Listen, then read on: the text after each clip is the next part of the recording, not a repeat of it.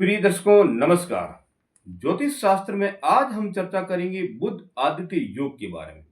बुध आदित्य योग जन्म कुंडली में जब भी बुध और सूर्य की युति होती है तो उसे हम बुध आदित्य योग के नाम से जानते हैं या कहते हैं।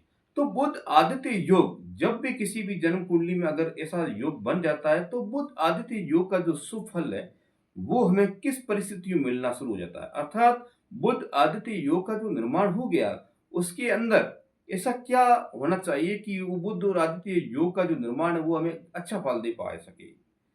अब इसे देखने का तरीका क्या बताएगा ज्योतिष शास्त्र में। पहले तो हम बुध को ग्रहों में से राजकुमार कहते हैं, तो इसी प्रकार सूर्य को हम ग्रहों में से राजा कहते हैं। जब राजकुमार और राजा की जब युति होती है तो उसे हम बुध आदित्य योग के नाम से जानते हैं। अब बुध और सूर्य किसी एक ही भाव में बैठे हों तो उसे हम बुध आदित्य योग कहते हैं।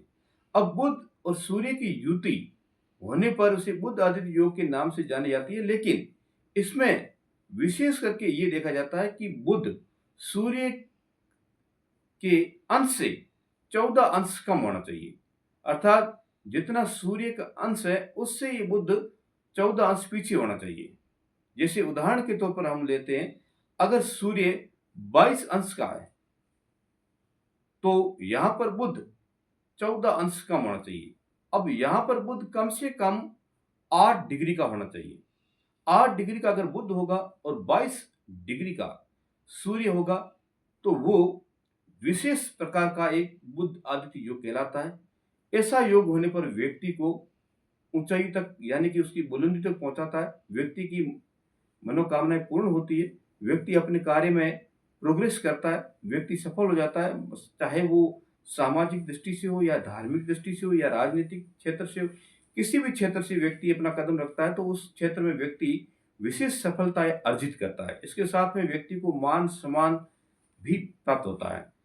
और इसके साथ साथ में अब यहाँ पर ये होना चाहिए, इसके अलावा बुध और सूर्य ये दोनों ही 6 अंश से कम भी नहीं होना चाहिए। अर्थात जितना सूर्य वो 6 अंश से कम नहीं होना चाहिए तो उतना ही बुध 6 अंश से कम नहीं होना चाहिए। यानी कि दोनों एक राशि पर बैठे हुए हैं, यानी कि एक ही भाव में बैठे हैं, लेकिन दोनों की डिग्रियों में 6 अंश कम नहीं होना चाहिए। अगर 6 अंश से दोनों कम होते हैं तो फिर वो विशेष फल नहीं दे पाते। मान लीजिए सूर्य भी 4 डिग्री का और बुध भी 4 डिग्री का है, दोनों एक समान डिग्री पर है तो वो विशेष फल नहीं दे पाएंगे। और इसके अलावा बुध और सूर्य की 24 डिग्री से भी ज़्यादा भी नहीं होना चाहिए।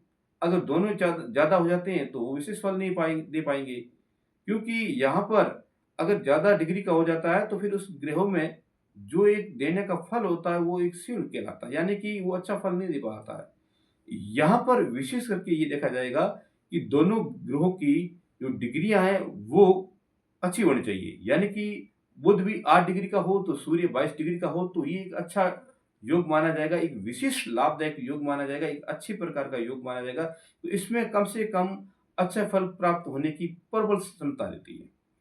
इसके अलावा सूर्य और बुध दोनों नीच भाव में नहीं होने चाहिए, यानी कि दोनों ही नीच प्रवृत्ति में नहीं होना चाहिए।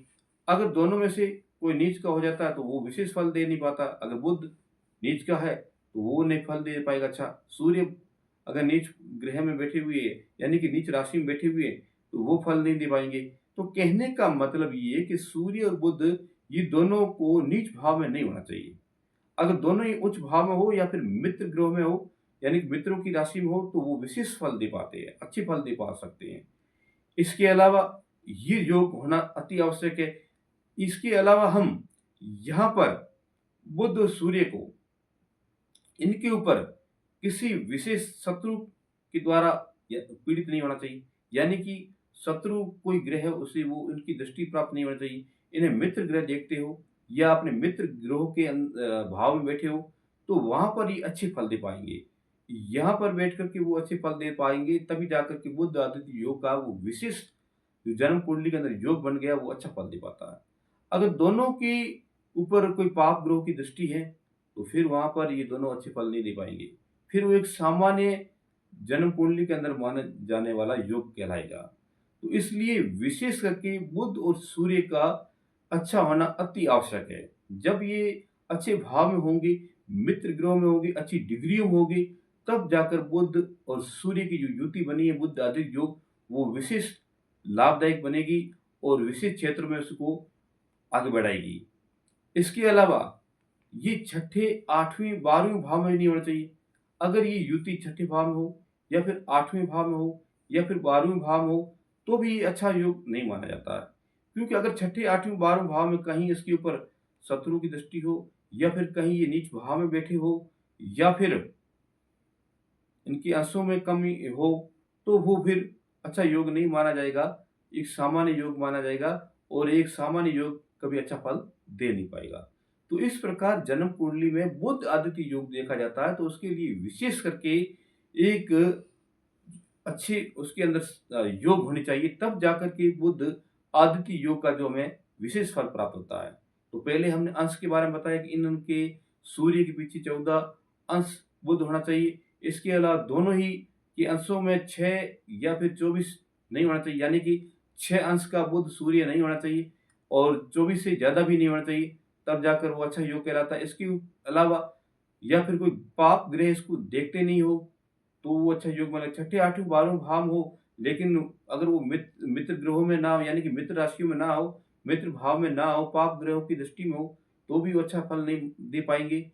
तो इस प्रकार हम ज्योतिष शास्त्र में जब भी बुध आदि योग का किसी भी जन्म कुंडली का विवेचन करते हैं, तो उसके अंदर सर्वप्रथम ये बातें होनी अति आवश्यक है, तब जाकर बुध आदि योग का वो विशेष फल प्राप्त कर सकता है, तब जाकर के उसको बुध आदि योग के अच्छे फल प्राप्त होते हैं। क्योंकि अगर दोनों की डिग्री में भी ऐसा देखा जाता है कि अगर सूर्य के पास में बुध हो, यानी कि अगर सूर्य 22 डिग्री का और बुध 15 या 16 डिग्री का है, तो यहाँ पर 22 डिग्री के पास 15-16 का बुध होने पर वो अस्त हो जाता है। जब भी कोई ग्रह अस्त हो जाता है, तो वो विशेष फल दे नहीं पाएगा, क्योंकि सूर्य के पास में आने से हर ग्रह अस्त हो जाता है। तो यहाँ पर अस्त होने के कारण से वो अच्छे फल प्राप्त नहीं दे पाता है। इसलिए ज्योतिष शास्त्र में ये कहा जाता है कि सूर्य के पीछे 14 अंश कम होना चाहिए बुध, तब जाकर बुध अच्छा फल दे पाएँगे। बुध भी अच्छा दे पाएँगे, उसके साथ में सूर्य भी अच्छा दे पाएँगे। और दोनों ही शुभ अवस्था में होंगे तो और भी अच्छा फल दे पाते हैं। क्योंकि ऐसा योग होता है, तो सूर्य व्यक्ति को आत्मकारक बना देता है, यानी आत्म प्रबलता देता है और इसके अलावा उसको मान-सम्मान या राजनीतिक क्षेत्र से या फिर प्रशासनिक क्षेत्र से उसका विकास करते हैं। इसके अलावा बुध अगर अच्छा है, तो बुध उसको बौद्धिक क्षमता देता है, सोचने की क्षमता देता है और वाक चातुर्य देता है। तो ये सभी बुध और सूर्य के प्रबल योग होने पर ही प्राप्त होते हैं। तो इस प्रकार ज्योतिष शास्त्र में इन दोनों ग्रहों के बारे में वर्णन किया गया है। तो मेरा चैनल पसंद आया तो सब्सक्राइब कीजिए, लाइक कीजिए, कमेंट कीजिए, शेयर कीजिए और मेरे यूट्यूब चैनल पर आप बने रहिए। मैं आपको नई-नई प्रकार की नई-नई जानकारियाँ प्रदान करता रहूँगा। राधे-राधे, जय श्री कृष्ण।